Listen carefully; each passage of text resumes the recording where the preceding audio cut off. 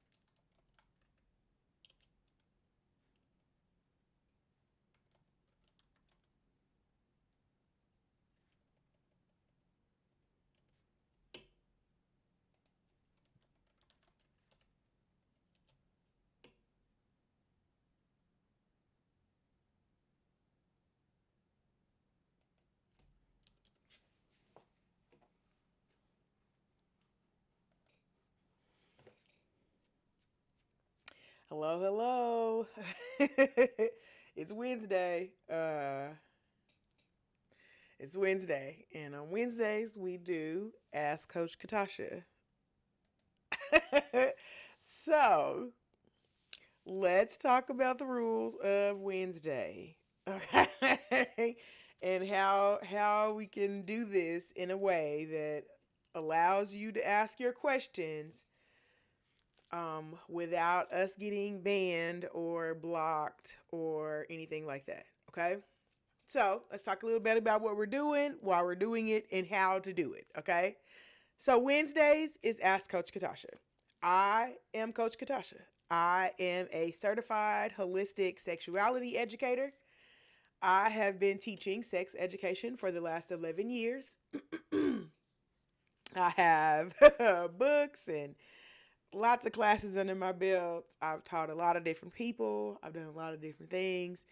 And this is my job. This is what I do. I teach sex education to adults specifically. Um, so, with that being said, we are going to do a little live Q&A today. We do live Q&A every Wednesday, which is a place for you to come in and ask your sexual health questions if you have them, and ask an actual expert on these things. What kind of questions can you ask? You can ask any kind of question that has to do with sex, sexuality, gender, relationships, whatever. Now, I don't subscribe to the notion that I know everything. I do not know everything, but I do know quite a bit of things. After 11 years, I think I got it down. I think I can. I think I got it. So, you are free to ask me whatever you want to ask me, comma, but to be able to get your question through, you need to ask in a way that the system doesn't block your question. Okay. So that means you need to put your, Grey's Anatomy or your house hat on or whoever. What is it? Um, oh, look like a little piece of skin. I am flaking. You can put your house hat on, put your Grey's Anatomy hat on, and you need to ask your question in a way that doesn't use any of the keywords. Now, I don't know what all the keywords are. I try to turn that all off. It says on my Twitch that it's turned off, but that is not necessarily true because sometimes the questions don't get through. So, feel free to ask me your sexual health questions.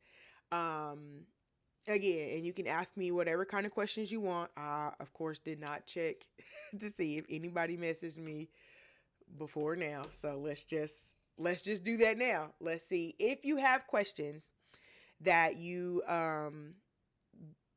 don't that you want to ask, but you don't want to ask in the chat. um, Feel free to email me You can email the question to me, or you can send any of the questions to any of my social media chats, to PM, DM, whatever. You can send whatever your questions you have to me, and I will bring them back to the stream, and we can talk about them together. But if you want to ask a question but you don't want the question to be associated with you, or you don't want people to be in your business, um you can text me the question now or message me the question. Now, if you don't mind, you can drop your question in the chat, and I will be happy to answer it, whatever they may be, and we'll go from there.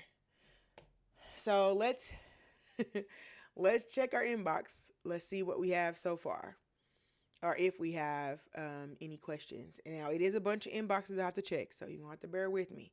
But again, you can ask me your questions. You can leave your questions in the chat, and I will be happy to answer them. Okay. Here we go with that. Ow.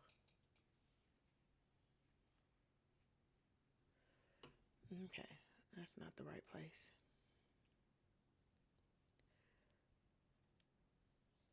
Have they updated this again? I think they did. Okay, let me find it. Ooh, you about to make me mad. I think my batteries in my mouse are getting low. And oh man, they go out so fast. I guess I work a lot. It's also probably me, but I know we have some questions from yesterday, but I think I might have already got those transferred over. If you have additional questions that you want to ask, or any kind of anything that maybe you and a partner have been discussing, or you and your friends have been discussing, and you want to get a definitive answer to, I'm here for you. Okay, let's get in these inboxes and see what we have.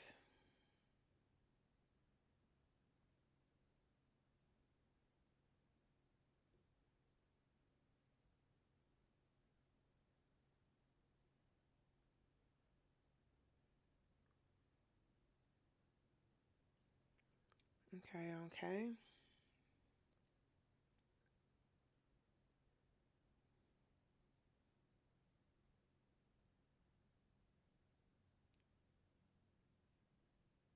Oh, that's a good one.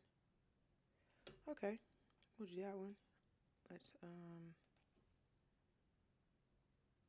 is it gonna let me copy it?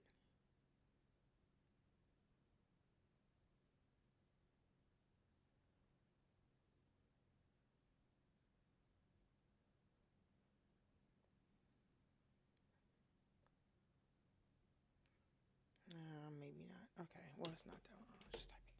Okay.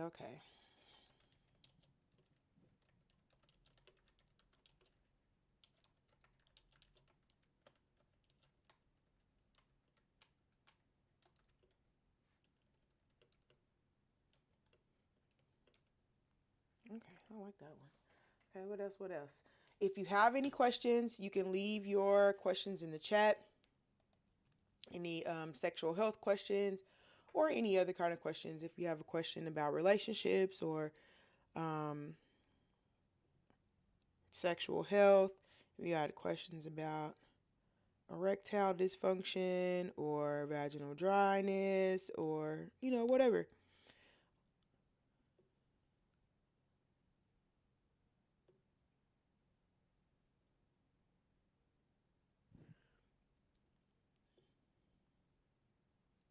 Okay, we got nothing in there. Let's see where else.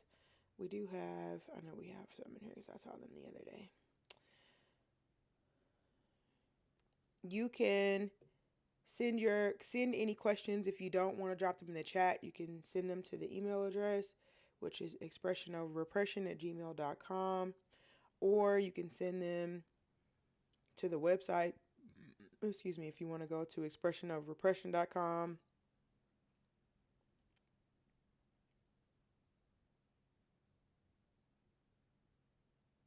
Ooh, okay.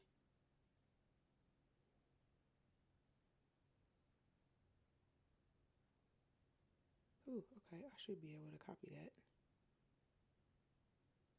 Okay. Okay, okay.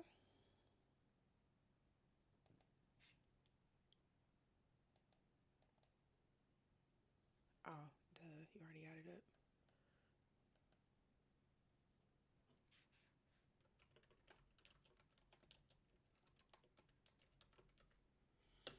Hmm.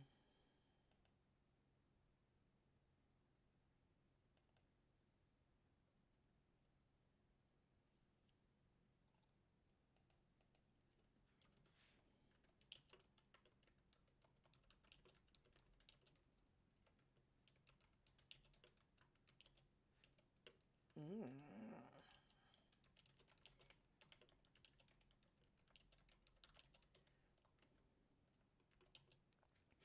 Okay, okay. All right. So I think that's all. Oh, let me check my.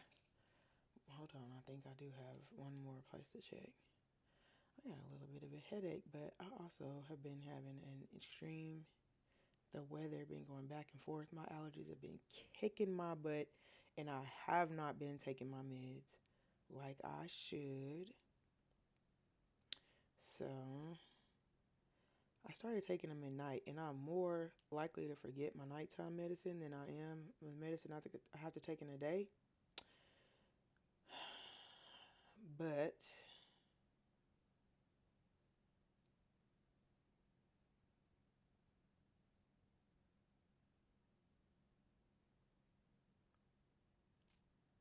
oh, that's interesting. Ooh. Okay, okay, okay.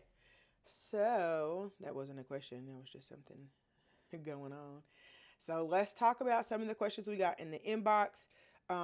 You can leave any additional questions that you have in the chat. You can message me on any of my social media platforms. You can, however, you need to get your question answered, I'm here to answer it. So, um, I am not here to judge you or pass any kind of, any kind of criticisms about what you like or what you do. That is not my job. It is my job to make sure that you are being safe and that everybody that is participating is having fun.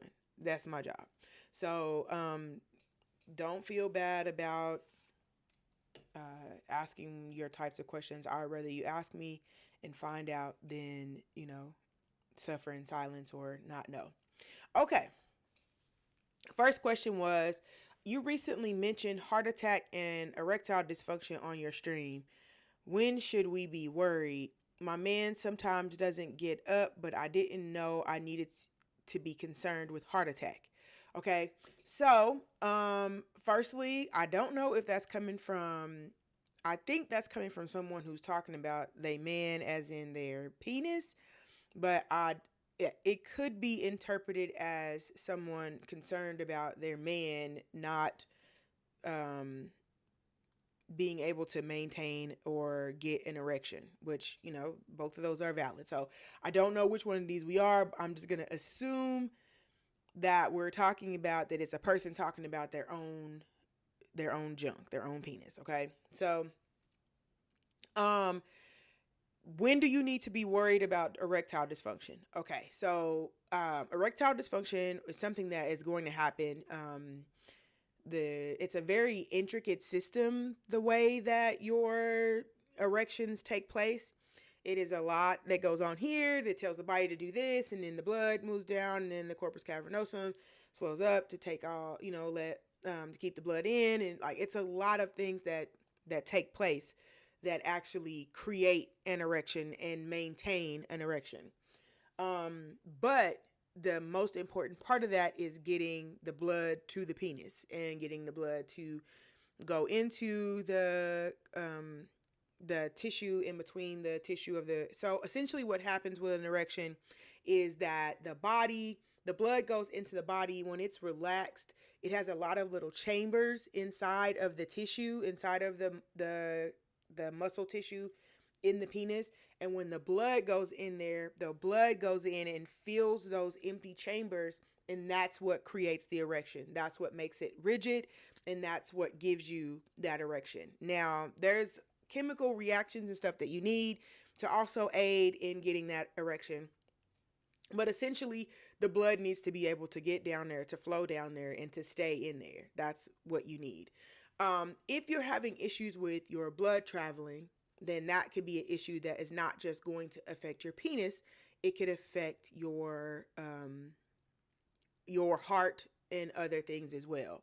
So let me because again, I am not a medical professional, okay? I am not a doctor. I am not telling you that because you are experiencing erectile dysfunction that you are going to have a cardiovascular event. I'm just saying that erectile dysfunction is a symptom of sometimes of other, it's a pretty good predictor actually of issues that could lead to other cardiac events. So,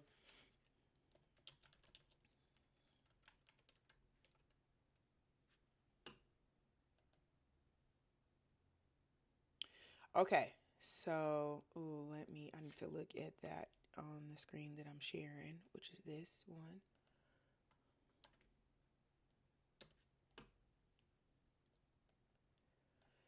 And then let me go here so that we can share because I want you to be able to see what I'm talking about. Um, nope. Where's this? Which one is it? Is it this one?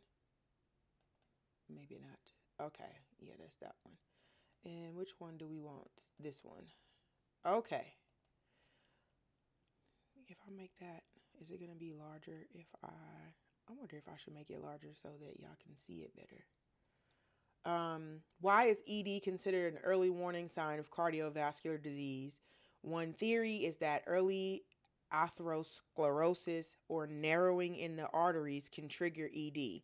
When plaque builds up in the arteries, it can reduce blood flow throughout the body, including the penis. So essentially, if you are experiencing erectile dysfunction, that it is a high probability that you may have plaque buildup in the body and that in the arteries, and that plaque buildup is going to affect more than just the penis. It could affect other parts of the body. So, and if you have other shared risk factors like high blood pressure, diabetes, high cholesterol, you smoke, and aging are common risk factors for both erectile dysfunction and cardiovascular disease. So, cardiovascular disease is erectile dysfunction is one of the early warning signs of clogged or plaqued up arteries, which could lead to CVD or cardiovascular disease. Studies have shown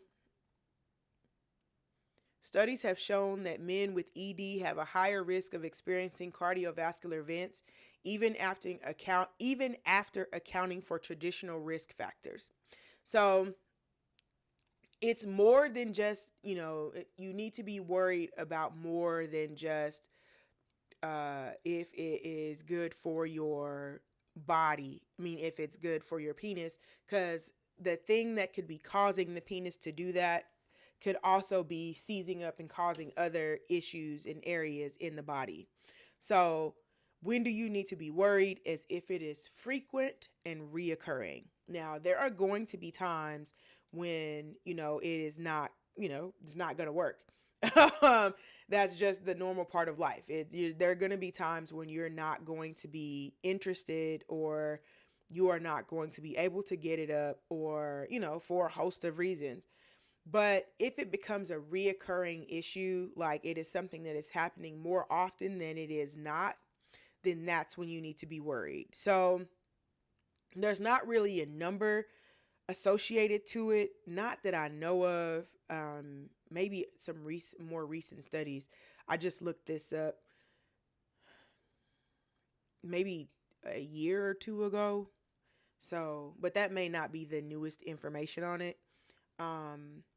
But I do know that this is one of the things that you need to be on the lookout for if you are experiencing cardio if you are experiencing erectile dysfunction. You could likely also be experiencing other things that could lead to a cardiac event in the future. So, when do we need to be worried?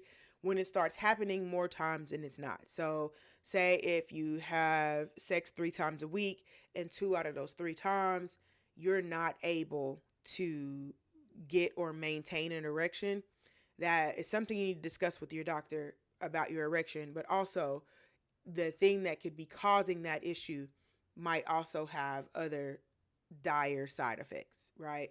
Because cardiovascular issues could lead to, a fatality. That's not what we want. So, it's important that you read the signs, that you know your body, and you don't just throw everything into an aging category. Well, it's not working because I'm getting old. No, that could actually be a sign that something else is going on that you need to be concerned about. And, that is how it works. Now, they have not been able to use that as an indicator for uh, vulvas and female bodies. Let me look.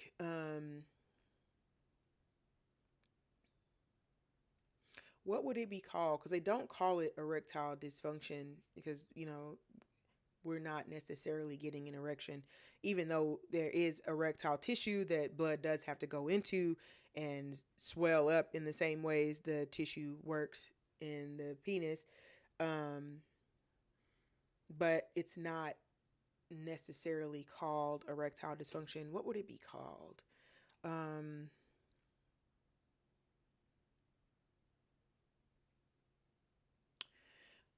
what about delayed orgasm and cardiovascular events?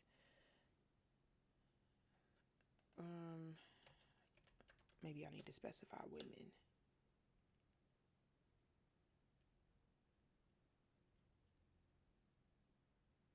So, delayed orgasm, yep, in women can be associated with cardiovascular disease. Let me share it so you don't think I know you don't think I'm storying, but I'd rather we both see it and you can take what you need from it. Delayed orgasm can be associated with cardiovascular events. Reduced blood flow to the genital region, a common issue in cardiovascular disease, can impair sexual arousal and orgasm. Additionally, anxiety and psychological distress related to CVD can further impact sexual function. So, yeah, and myocardial infarction. Studies have indicated that myocardial infarction, I said infarction. I didn't know that that's what that R was in that word. That's crazy. That just also happened to me with the word sherbet. Um, I was watching the Thunder game, and this was during the season, and we have a place called Brahms here. It's a ice cream place, and they have really good burgers and stuff. And they kept talking about their sherbet, and I'm like, sherbet? That been that word the whole time? Like, has it been sherbet this whole time? Because I thought it okay. But yeah, the word is actually so. There's another little random R word, myocardial infarction. Let's let them say it. Let's see what it say.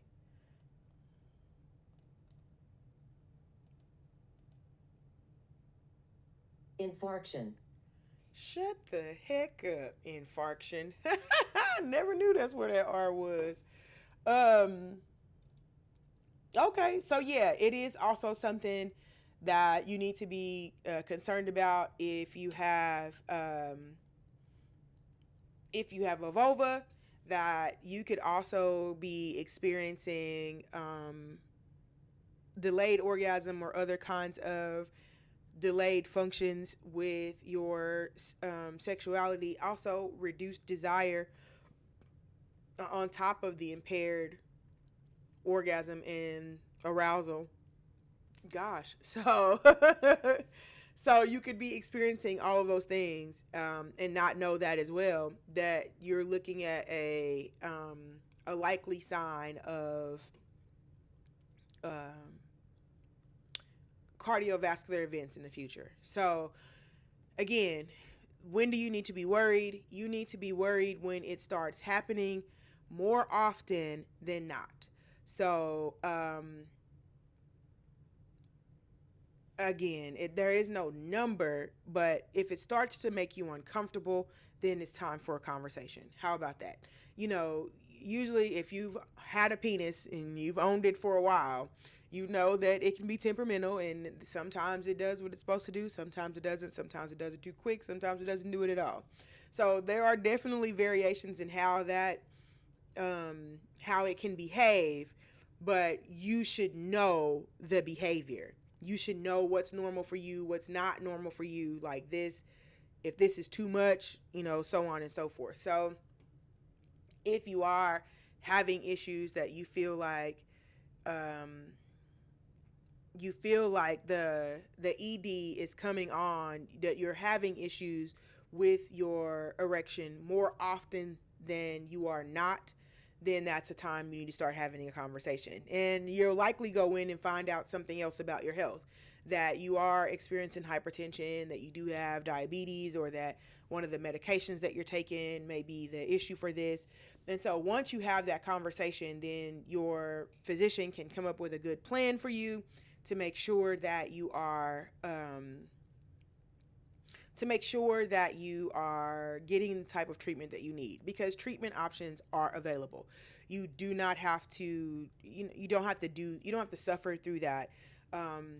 And most of that suffering comes from just being uncomfortable with having the conversation, and you don't have to be uncomfortable having that conversation. It's your deal, and you should expect it to work, and you should do all the things that you need to do to make sure that it works, because it's important to you that it works. Okay, so don't be discouraged by that. Don't let them gaslight you into thinking that your erection is not important. It is. And it's even more so important that if you're not having it, that you get checked to make sure that you are not that you're not on the cusp of something else, of some other kind of major medical emergency. So, hope that answered your question. If you do have any questions, you can leave those questions in the chat. You can drop them off. Let's see. Is this gonna make me? Oh no, I'm already logged in. Okay. I don't want to hear it. Okay, it's already off. Let's see what else. Okay.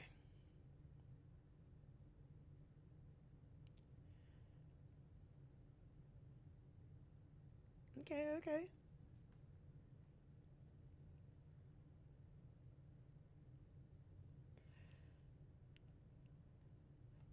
Okay. So if you have questions, feel free to leave them in the chat. Um,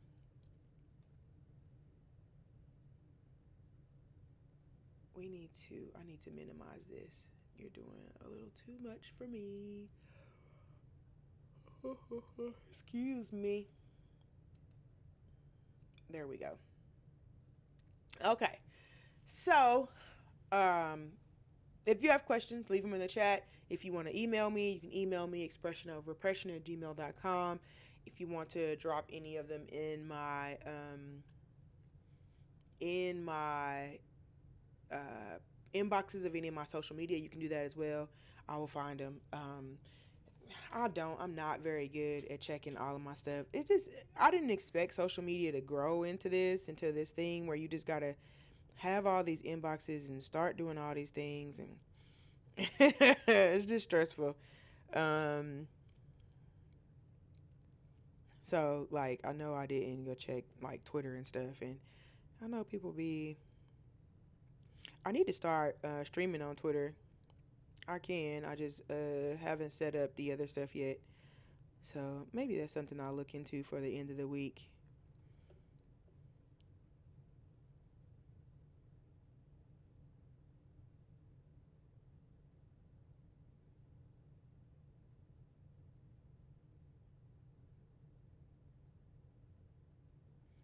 Okay.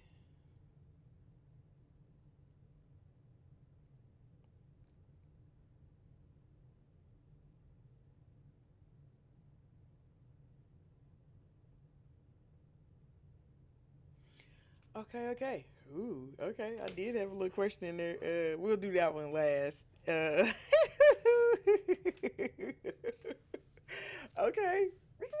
I want to hear your story. Oh my gosh. Okay, no, let's do that one now. Okay.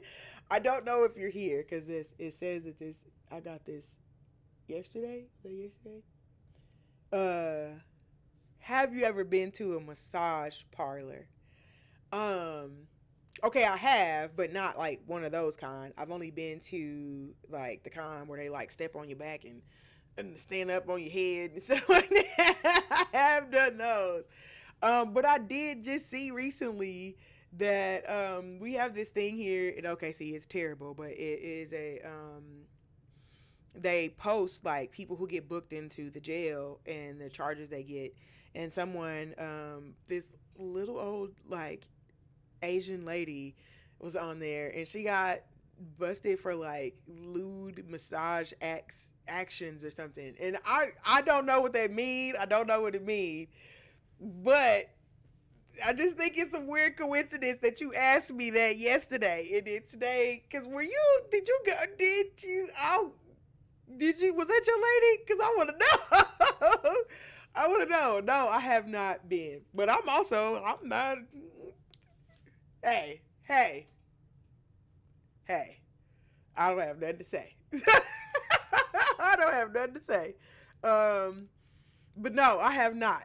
I have not. But I do want to go. I do. I don't think it works the same way uh for us as it does for guys, because it's much easier to you know take care of one of those people, whereas the other one you really have to know stuff about the person.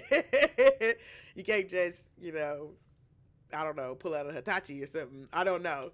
But I do want to do it. I am not, listen, if I go somewhere, but I'm so picky about that I don't think I'll ever get to do it because, like, that lady would never be able to touch me. Listen, she would not. No, no, ma'am. If you don't get them hands on me, get them horse liniment hands. No, ma'am. We can't do that. I can't. That's not my. No.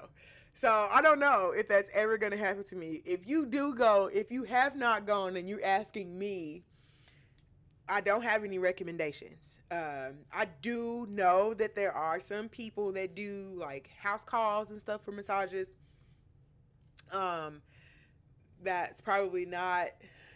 I do know that exists. Um,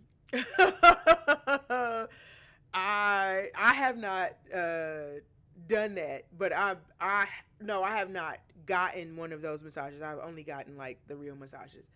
But I don't, again, people. Hey, there's a lot of different hustles out here. So if if if that's your bread and butter, baby, I don't have nothing against it. If that's the way you make your coin, you are needed. I know people who use those services, and if I knew, if I knew someone, I always tell, if you do anything, if you have any kind of talents or anything that you do that that might not be something you want to tell your mama that you do, but people need to know you do it.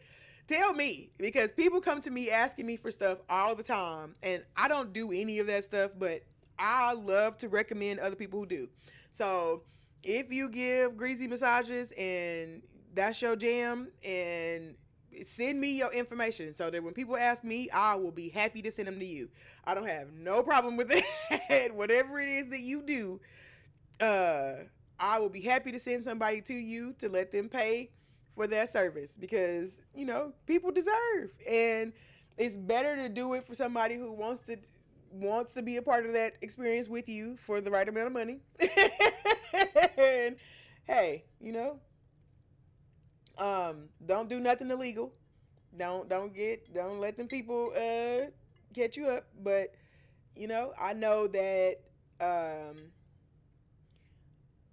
a lot of what we have has not caught up with where we are in the world, and um that was another one of the questions. I was gonna save that one for last because I don't want to get us blocked out, but that one might get us blocked out. But we'll see. We'll see. They can't.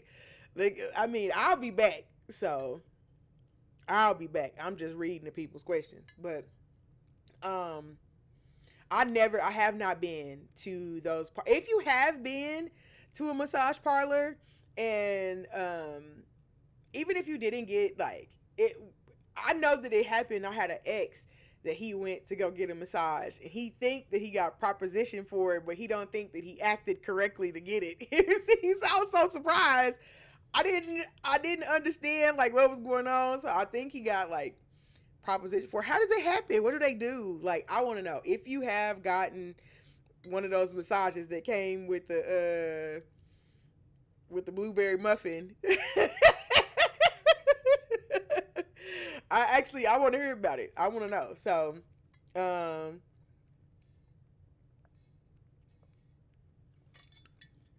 what do you go in there and say? How do they know? How do they know that you're open for that kind of party? Like, what? Yeah, like, I want to know like how y'all got into that. We're just how did it happen? I don't know. I don't know. Like, I don't know. I can't see. I've been to the spa a couple times. I've gone to one of those spas where they like, exfoliate in between your butt cheeks and, stretch out your booty hole and do everything else. I have done that massage, but it didn't come with a happy ending. And honestly, the way that lady rubbed me down, I probably would have let her. I probably I was ready to go to bed when she got done. I mean, but I also felt like a starfish. Like, she just had a water hose. Like, they just sprayed you down with a water hose and get this pad and like rub your skin off and like throw your titties across the table and stuff. Just doing all kind of stuff. I was like, this is kind of, but like, I did feel really like, I felt really good, really clean, and really exfoliated when she got done. Like, they do your face, don't wear no makeup. They do your face, they do your hair, all of that. And then I've had the Thai massage where they like stand up and walk on your back and bend your leg over and pop your kneecaps and all that. I've done that. We did that one year for our anniversary. Um, I'm not really a massage girly like that, just because like I'll be sensitive and sometimes they be too rough. They just be too rough, and I don't like it. Like, y'all just, and they'll have a thing where they'll be like, mark off where you if you have any issues or where you don't want us to touch, and I will put my tailbone every time, and then every time they will be digging in my lower back, and I'm just like, this is so painful. Like, how are people enjoying this? And sometimes they just be like, again, just be too rough. I was cool with the lady, like, because they got like a bar that they hang on to up at the top, and she was just fucking river dancing on my back. So I had that kind of massage before, but I ain't had the happy ending massage. And so I'm going to step my game up, because why haven't I had that? I'm not giving off the right vibes. See, I absolutely will not let them folks touch my back. That's what I'm saying. Like, oh, hey, that's what I'm talking about. Like, I can't, like, I mark that off. Like, you can be as rough as you want to with my feet, baby, all of that. But that lower back, I need you to ease up. And it's not even just it's the lower back, but I have a low tailbone. And it is painful. I don't know. Like, my mama did used to bink, bink, bink. She did used to get us down through there. So I do know that, but I cannot take it. Like, I cannot. You can, yeah, I just can't. So, but I haven't done it. I have not got to do that yet. And man, I feel like I need to step my game up. How y'all getting a happy ending? They ain't even asking me if I want one. At least ask ask me so I can say no. Don't. Anyway. Okay. My next question is uh how would someone become a sex educator? Okay, that's a good question. Well, okay. I would suggest you do it better than I did. So the first thing you have to do is you really gonna have to like um get your skin up. Okay. You really gonna have to get your skin up. Being a sex educator is not it's not for the faint of heart, right? Um just because there's a lot of things that are associated with sexuality that make people uncomfortable, but it also can trigger people to be weird and to act weird, right? And you can't play into that energy. So you have to, it takes a certain level of crowd control, a level of understanding your audience, and also just doing something that you know is like a taboo type of thing, right?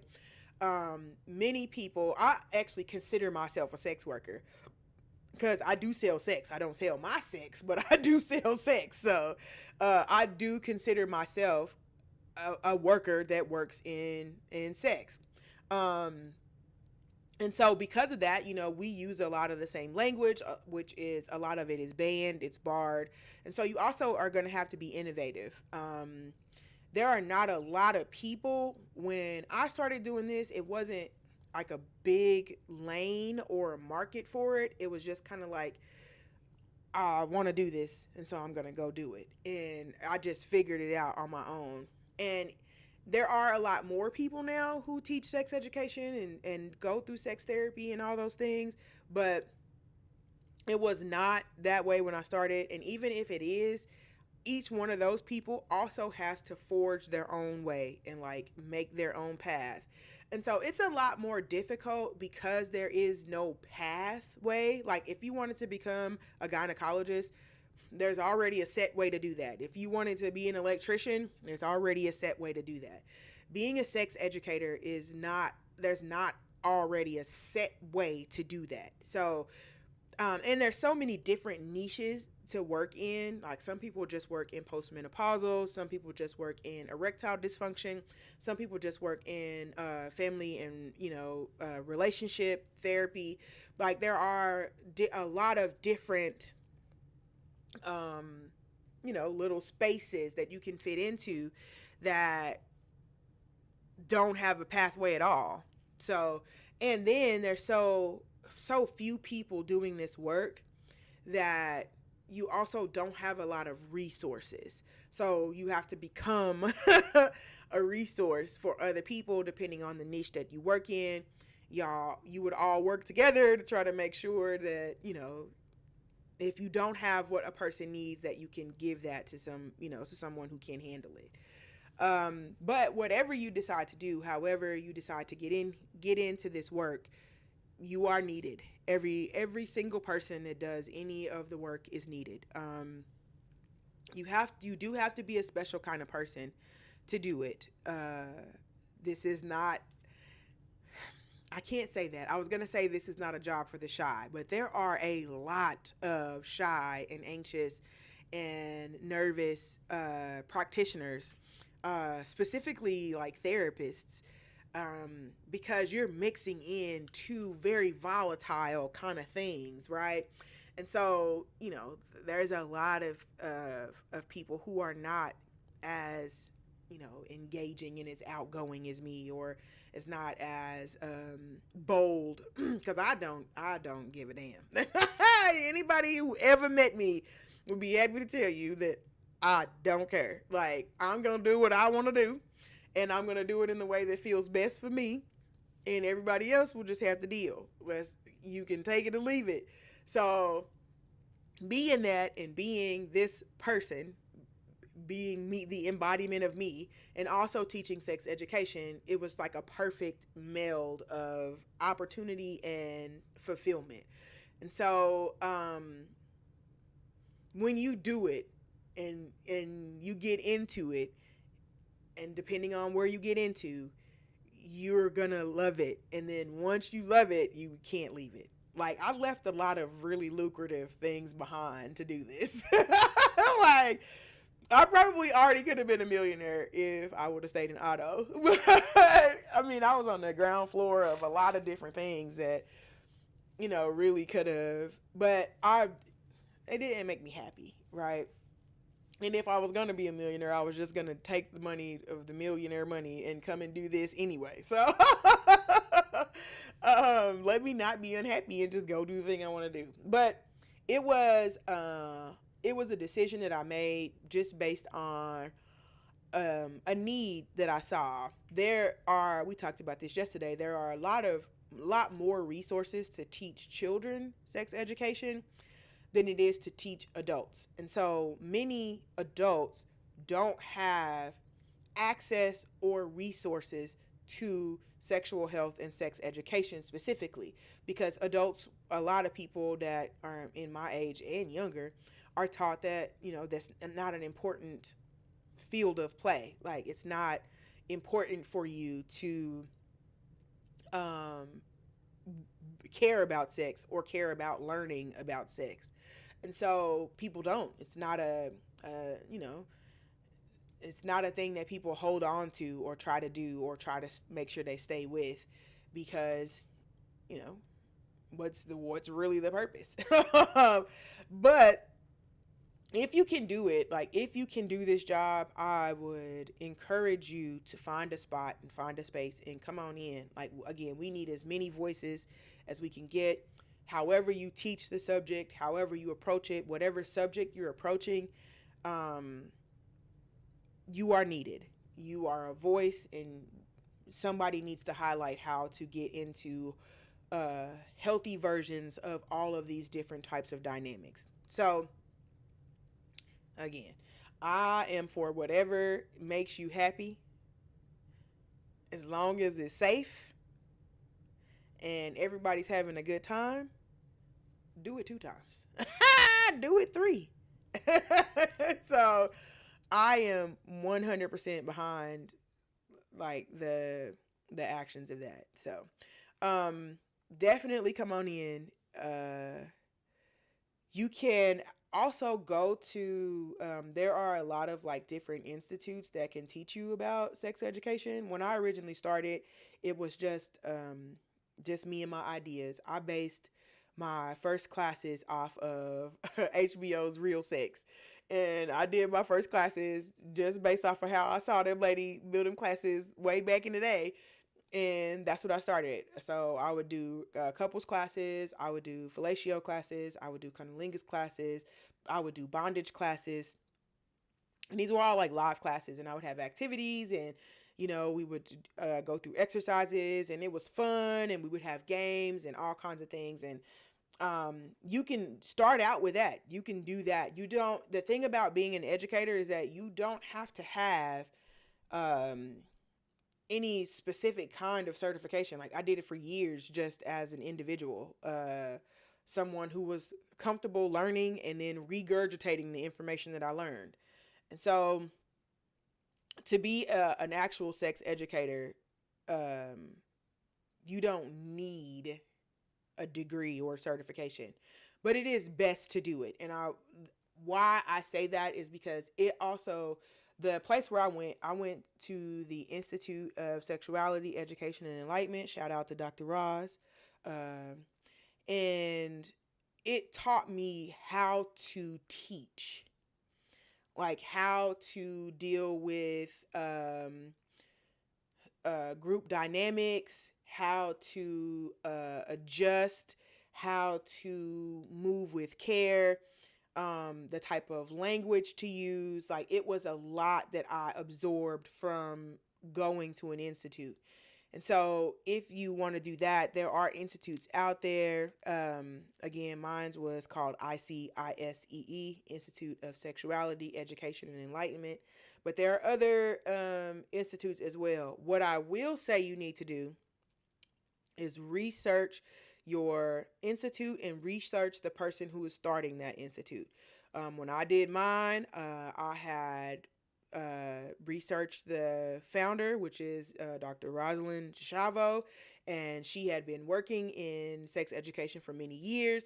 She had actually been working in a community environment. She started doing addiction medicine when she was 18. So I went through, like, I had someone that I trusted who had an institute, who had a stuff that I could check for, Google, things like that.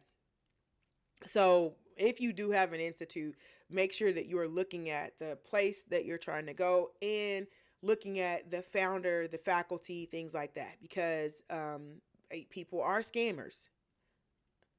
People are scammers, and this is an easy environment to scam people in, because you don't necessarily need anything to, say that you're this thing, right? Hold on now. I got mine. You see that? Okay. I just want to make sure that, we talking about it, but I got my papers. Okay. But I was working for a while without papers, and, it's not necessary. But if you plan on, depending on the capacity that you're trying to be in, and for me, I wanted to be an educator, I wanted to be a teacher, so I went back to school to do that. And now I think I found the master's program. Oh gosh, oh gosh, oh gosh. I think I found the master's program that I want to get into. And so here's the thing about that, is that everybody that I know, like a lot of my friends that went and gotten their masters, I don't think that none of them have enjoyed the process. Like, I don't think it's a single person that's been like, girl, this was so much fun. No. I have not seen that. So I'm worried about that. I'm worried about how hard everybody said it is. Like, but I don't know though, because I really, really enjoy learning about sex education. Like, I really, really love it. Like, so I'm hoping that carries over, and that it's not like, I don't think I'll be able to, I think it's too late for this year, to join in the fall, but I might do it. I'm going to set for next fall, because I need to save some money too. I don't have no money, but I know it's going to be $1 million. So I'm going to try to save some money too. But like put $3,000 down. Here's a 25, 50, 75. So I'm gonna do my best. Okay. If y'all want to help me pay for my master's program, tell your friends about this show so that they can start paying me, and then I don't have to sell my body to the night to pay for this program. Okay. But you don't have to necessarily get a master's. You can get certifications, and then even in those certifications, there are a lot of different realms to teach in. I've taught doctors, I've taught nurses, clinicians, I've taught military personnel, I've taught sex therapists, all types of different individuals, clergy members. I've taught a lot of different groups of people, and all of those people need some form of sex education, and how to talk to their clients about sex education, how to talk to their people about it, like what to do. So, it really is you really do have the opportunity to like make a big difference, or make a difference in someone's life, even in the smallest capacity, even if you're hyper religious, because religious people also need sexual health counseling. So, if and I say hyper religious because you know what I mean. If you're Mormon, or a Quaker, or whoever, those people still have a way in which they are encouraged to move sexually, that may need some assistance in relaying and getting the proper way to do it, the safe way to do it, so on and so forth. So at the end of the day, though, all you need to do is just start teaching. Find a subject that you feel confident in and start in that one. And then as you work to perfect that subject that you're confident in, start just picking up extra pieces. That's what it was for me. They have a model. It's called the Plissit model, Plissit, and it's what therapists use to talk to their patients about sexual health. Well, they use the explicit model, so Plissit. But the P stands for permission, and the bulk of the work that I do is right in that bar, right? So when I am teaching or talking, I am mostly just telling you that it's okay to like and enjoy these things. It's okay to want to be interested in sexual health. It's okay to have an interest and seek out more knowledge, when it comes to sexuality, sexual health, things like that. So I spend most of my work doing that. Now, you are going to have to do some unlearning and some work of your own, because you can't bring your biases into these situations and have a healthy outcome for you and the people that you're working with. Okay? What do I mean by that? Say I have an issue with anal sex. Okay? I have an issue with anal sex. And my client comes in, and my client is a gay man. And that client is coming in. They haven't had positive sexual experiences. They're not sure how to, move in these spaces. If you have an inherent bias against the way that that person already has sex, you can't provide the kind of you can't provide them with the kind of service and help that they need, because you're going to be bringing your own biases into that relationship. And so you're going to have to do a lot of work. It doesn't mean that you for yourself can't, opt in and opt out of certain sexual behaviors, but you cannot carry a stigma or a weight behind sexual behaviors that people may be agreeing to participate in, right? So say I, as a Black woman, get someone who comes in and they are interested in race play, right? And they want to know, how do I participate in race play, without being disrespectful, without stepping over any boundaries. But I am interested in this. Okay. So because I'm Black, I can't get like, I'm not you. That's not my job, right? My job is to help you to do this thing safely and to make sure that you and the person that you're doing with are having a good time.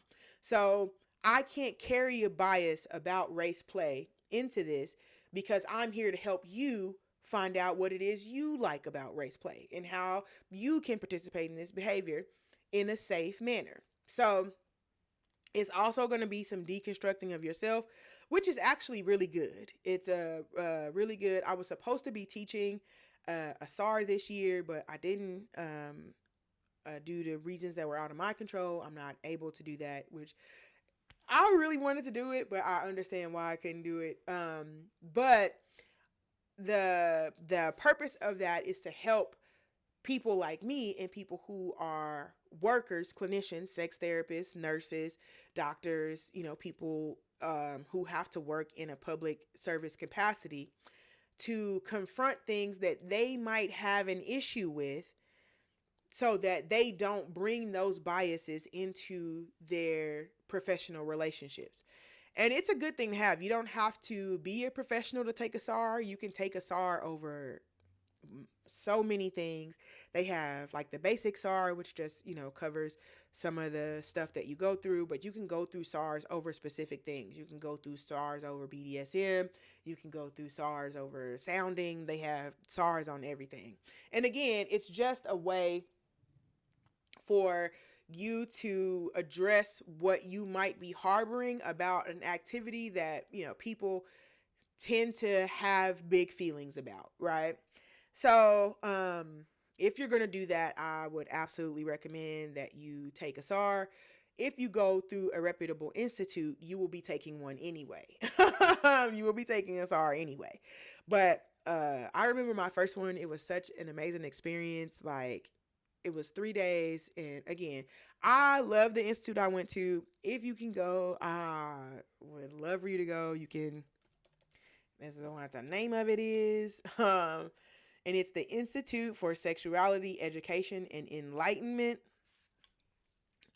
And if you go to the faculty page, you will see my picture and you'll know that you're in the right place. Okay. So obviously I love them and they loved me as well because they gave me a job after after I went through. So I really did enjoy the experience. I got to learn a lot about sexuality. I got to learn a lot about like how to teach and what to like how to deal with, you know, different types of issues and different types of personalities. It was a really, really good experience. So I would absolutely recommend it. Find you a good institute, and, you know, a lot of them have scholarships as well. So if you're in a BIPOC community, or, you know, male, or any niche, you know, market of people, you can likely get discounts on the tuition. So definitely do that. And I also just want to encourage you again to come on over. If you want to be a sex educator, I am personally opening up the door for you.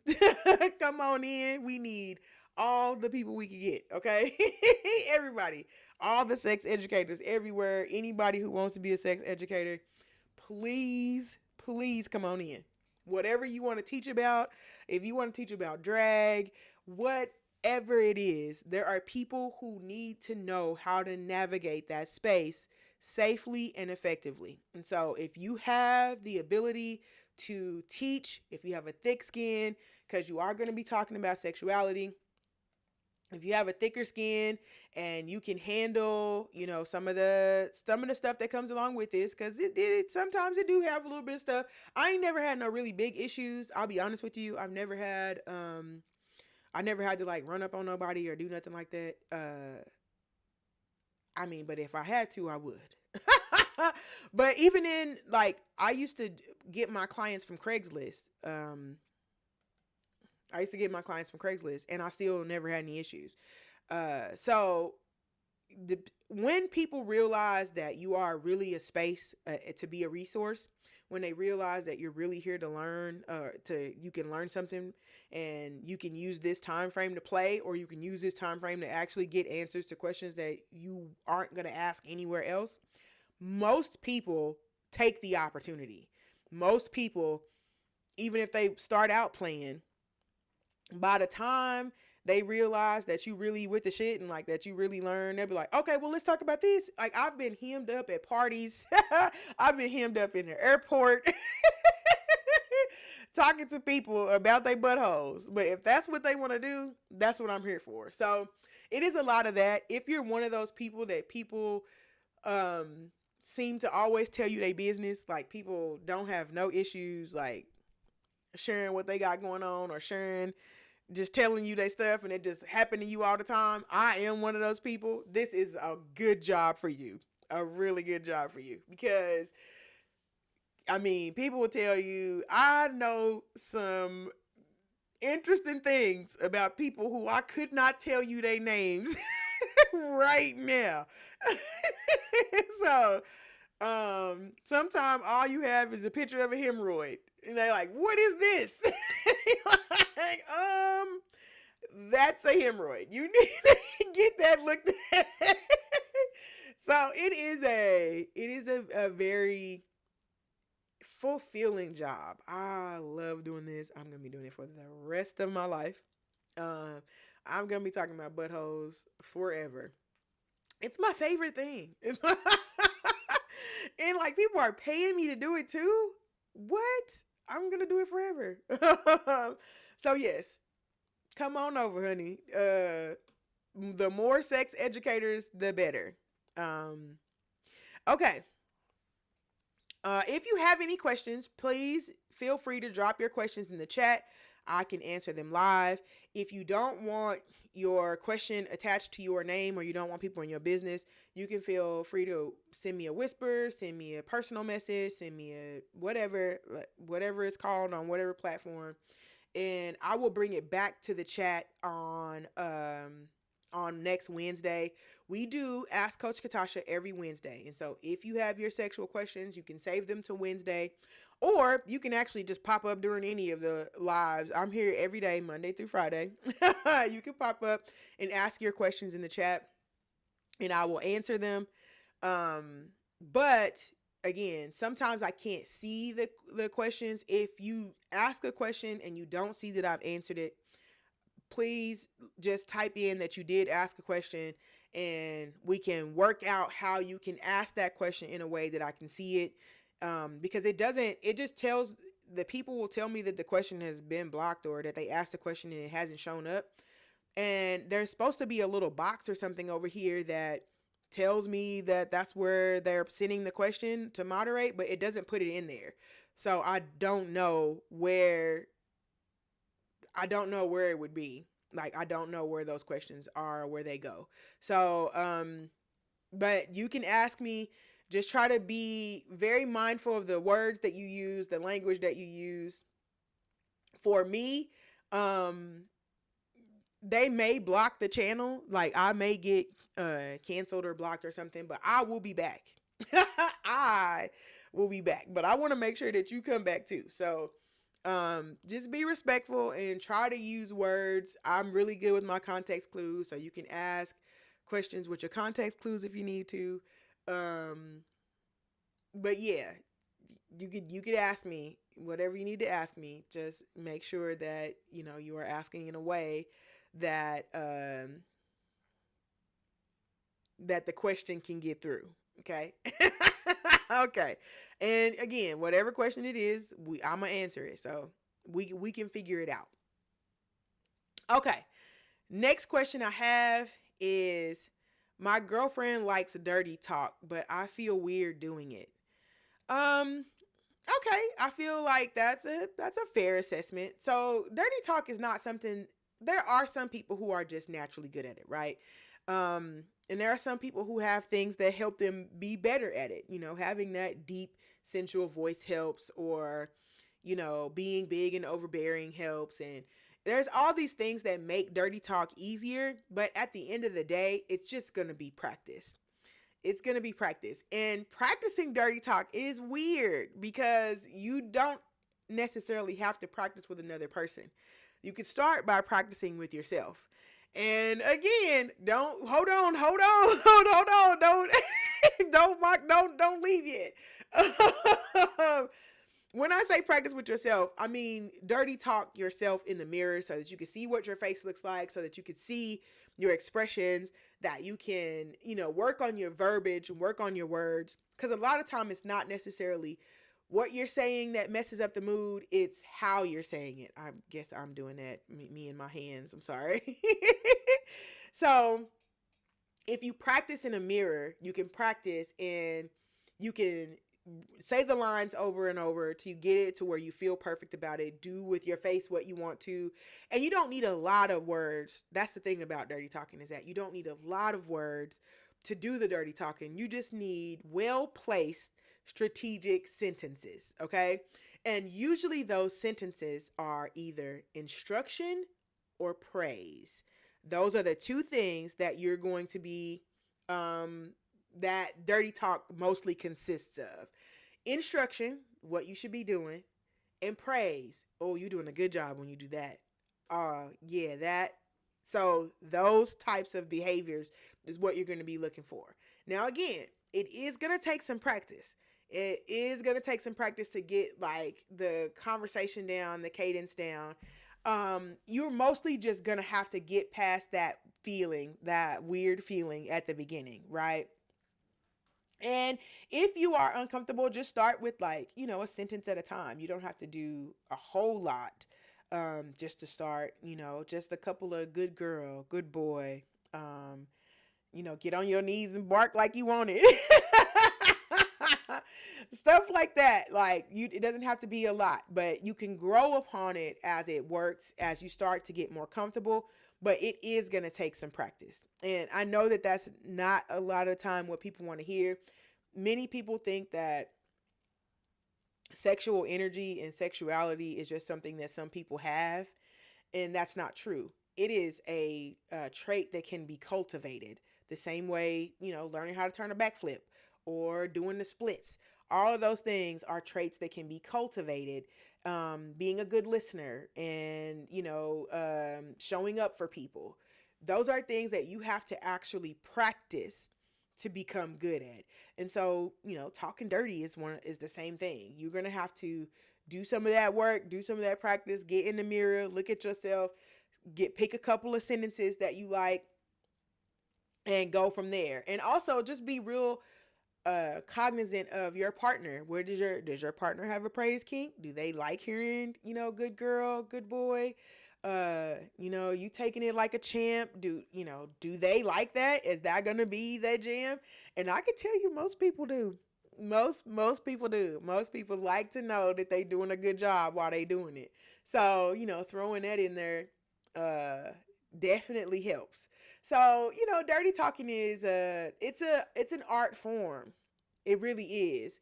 And I remember this showing my age, but I don't have no problem telling you what my age is. But West Coast Productions used to have Wesley Pipes. I don't know if are there any stars now that talk as much as Wesley Pipes used to talk? Because Wesley Pipes used to be chopping it up in the coochie. Like he used to be chopping it up.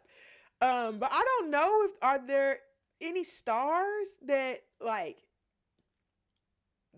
do a lot of talking now, especially black ones. If they are, drop them in the chat. Even if you're watching this later, drop them in the chat. Who do I need to be looking at? Because a lot of people liked him. Like, they liked the way that he talked. I was not one of those people. He was talking too much for me. I can't concentrate. You asking questions. Ask me about my grandma's potato salad recipe. And I'm trying to breathe and find it.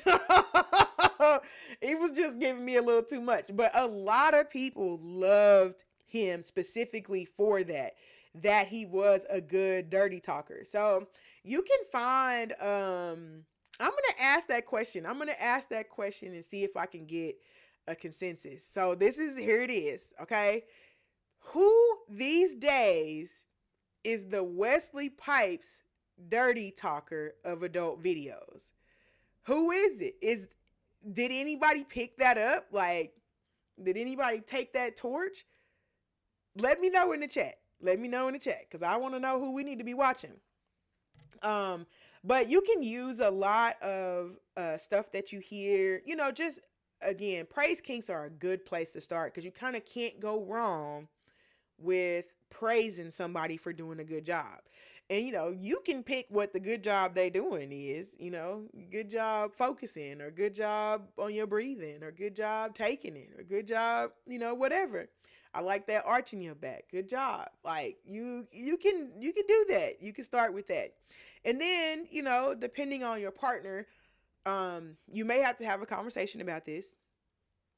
Because again, praise kinks are easy, but when you start getting into the good stuff, you might have to have a little more conversation, right? When you start getting into the stuff that might be triggering, then we need to start, you need to start discussing that with your partner. That, don't try to slide it in. Don't. Instructions, praise. Those are the two ways that you can get in that you can't get in trouble for that. You can't get in trouble for instruction. You can't get in trouble for praise. Now, if you want to get deeper into that, you can start getting into there. We start getting into name calling, things like that. And a lot of people do like that. Men also. That's another common misconception is that women are the ones who like the praise, have praise kinks, and no, that is not true. I don't know if men can voice it like that, but if you have been in a position to where it worked, right? So, dirty talking and calling names and all that, men love that too. Like, they love it just as much. So If you start getting on in there and start getting in, yeah, they love it. So, but again, when you start getting into the heavier stuff, you definitely are going to have some conversations like how far is far as far as I can go. What if I call you a bitch? What if I, call you a dirty this, or how is that going to make you feel? And you can also leave room to be triggered during dirty talk and during dirty conversations. Leave room for somebody to say something that you didn't necessarily think was going to hurt, but kind of do a little bit. That one, you called me a wide back bitch, and that one, I felt like that one was a little much. Okay, you can call me a bitch, but leave my back out of it. Okay. So, but it doesn't have to be. Again, that's not something you have to necessarily take personally, because again, everybody's just practicing, talking, whatever. But if it is something that bothers you, you could just say, hey, that part of it was a little much. Let's leave that part out next time. I'm cool with this, but like that part kind of hurt my feelings. And then your partner should say, absolutely, my bad. That was never the intention. I want you to be comfortable, and so it's gone. We don't have to worry about that no more. And if you want to follow up with what would you like in its place, if you had to choose the word that you would like in its stead, what word would you choose? And again, that now we having this kinky little conversation, and it's then turned into some energy, and we might need to go do something with that, right? So there are ways to do it. There are ways to introduce these things into the conversation without being overbearing, without feeling like you're putting somebody on the spot, and just leaving room for everybody to get their pleasure, to be a part of their pleasure. But it is gonna be something you're gonna have to work through. You definitely gonna have to work through that one. And that's a thing. Honestly, if I had to say, like, over my years, I've counseled more men on their dirty talking than I have women who were interested in dirty talking their partners. Because I know that nobody's gonna believe me, but some of the men are sweet. Okay, men can be sweet. Dang, I dropped it all the way down. Hold on. The men can be sweet. Dang, now I'm trapped on the. So look, I said that, and then I got attacked. The whole world came down on me. But if you can, sometimes men struggle with being rude or being mean to the woman that they love, or being in a position of dominance with the person that they see as, their queen, the mother of their child, she wants me to choke her and spit on her, and like, I don't feel comfortable doing that because that's my kid's mom. But like, trying to explain to them that, like, yes, that's true, but this is what they want.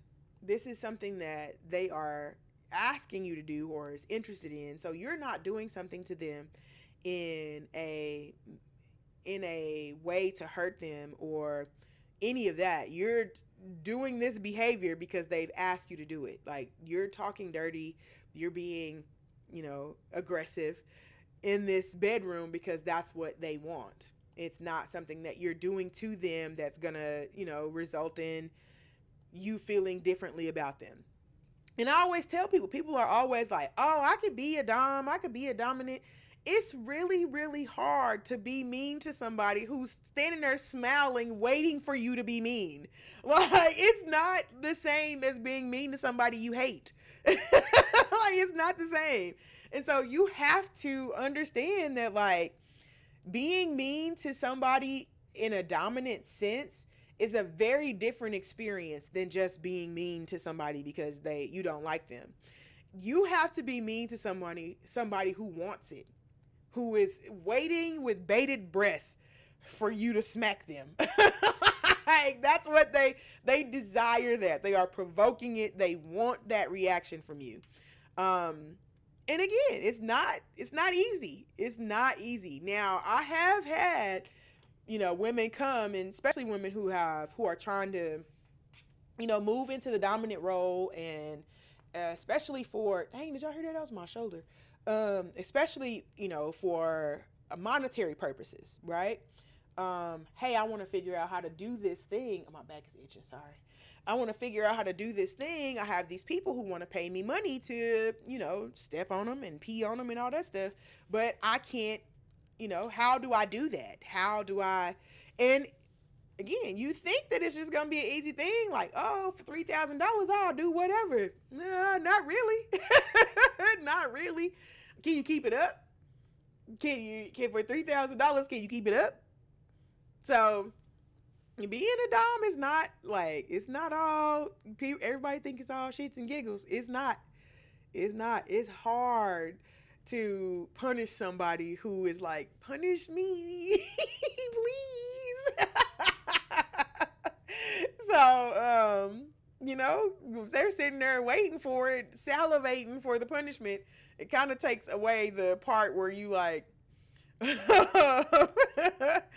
you just stop looking at me, please, while I'm being mad at you, while I'm pretending to be mad at you.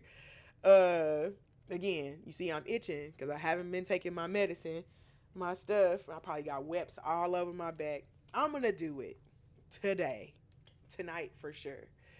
I might need to go back to taking it in the daytime. But also, these mosquitoes have been crazy recently.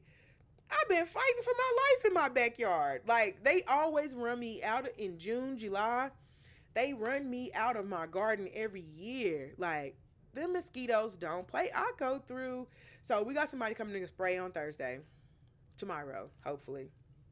I need to call them and make sure they come in, because we're having a little Juneteenth thing, so I need to make sure that the backyard is like freshly sprayed. But yeah, these mosquitoes have been crazy.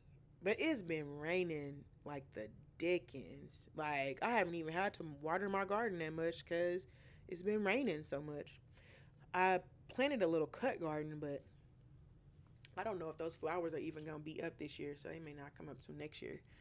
But that would be fun if they did. If I did get some flowers, I planted some geraniums, and I need to go get me some more petunias today. I might do that. Go grab a couple of petunia plants. Yeah, I think I will do that.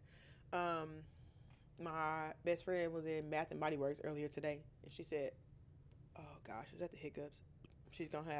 They have Christmas candles on sale for $6. So I'm like, ooh, let me go get those now so I can have them for Christmas time, because we like to give out Bath and Body Works candles for Christmas.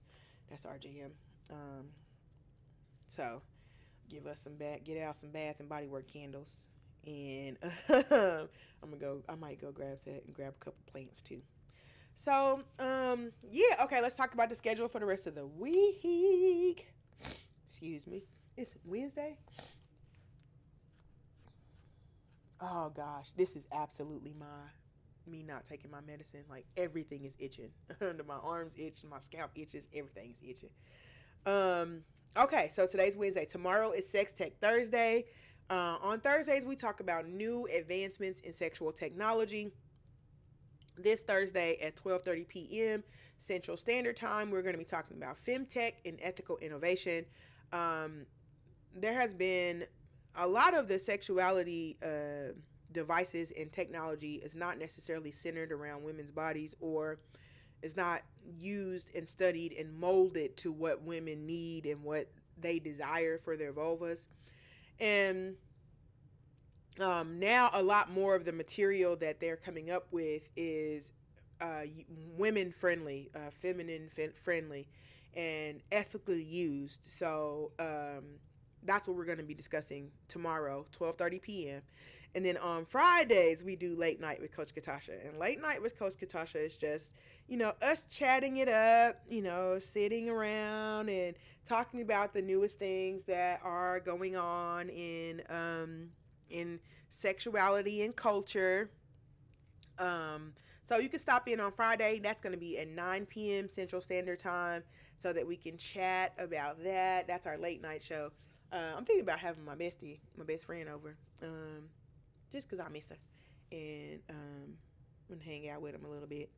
So um, we'll see. We did our monthly Friday at her house, and she made, oh gosh, what she made, General Soul chicken. Oh, and it was this rice with, I don't know what was all off in it. It was the most amazing rice I ever had in my life. It was so good. Um, so now next month it's on me, and I gotta fucking make chicken cacciatore or something, cause this bitch is a chef. And I'm gonna have to get a wine pairing and all this other stuff because she's so dang fancy. So now I got to get all up in there. Okay, so that's what I next month's on me. So next month we will have a show. Um, the with my best friends here. I don't know if my other one will be available. Yeah, I don't know if they'll be available, but I know my wife will. My wife will be available. So that's going to be our schedule. We usually run from either at 2 p.m. or 12:30 p.m. So most of our schedule starts on Monday at 2 p.m. and then it's 12:30, 2 p.m., 12:30, and then 9 p.m. for our weekly show. You can follow us on YouTube. You can follow us on Twitch, and you can follow us on TikTok. Follow me on TikTok. I don't really have a lot of my stuff on TikTok. It's actually just I use it for my personal stuff, but I am still a sex educator and I do post some videos on there. So if you just need to watch it live, one of my friends said that it glitches a lot on Twitch when they watch the live on Twitch. So I don't know what's going on with that. Because it says that I have like, it tells you like how fast your stuff is going. My performance window, it says your stream quality is good. So I don't know why that would be happening. It says 0% drop frame rate. So, but you can watch me on other things if it is being glitchy on a certain platform. You can watch me on YouTube and you can watch me on Twitch, and maybe I'll set it up to where I can stream on the other platforms as well, because I think I can stream on um oh, did I do that? I think I can stream on a bunch of stuff. I just haven't like logged in and done it, so we shall see. Okay.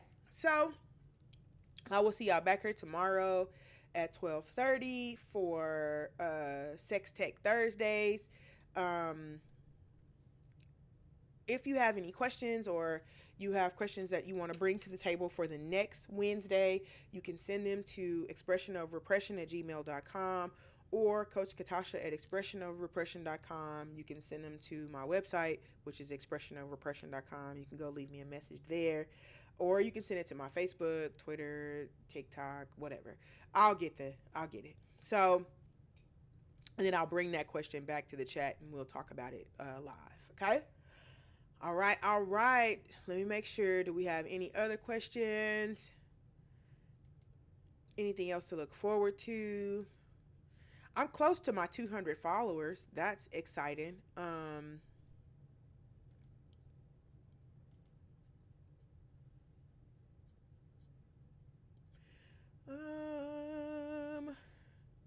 let's see. I haven't looked at my analytics in a while. Dang, it says unique viewers 34. Okay, I'll take that. Um,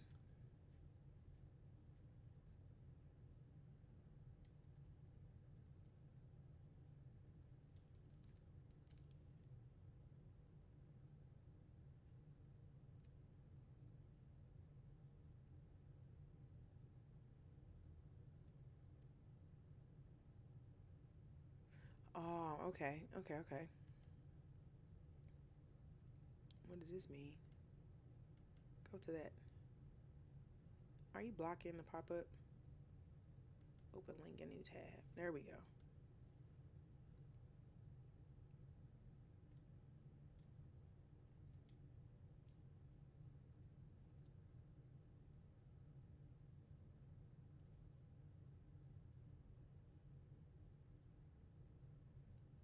Okay, okay. Yep, I still um am away from my 3 average viewers. So that's the only one I got to do. We'll get it done though. We'll figure it out. All right, all right. If you do have any questions, feel free to reach out to me. I will see y'all tomorrow at 12:30 for Sex Tech Thursdays.